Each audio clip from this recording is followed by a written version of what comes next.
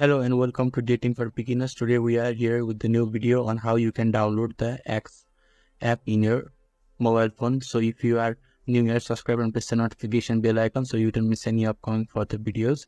So firstly, X app was previously known as Twitter. So don't get confused on that.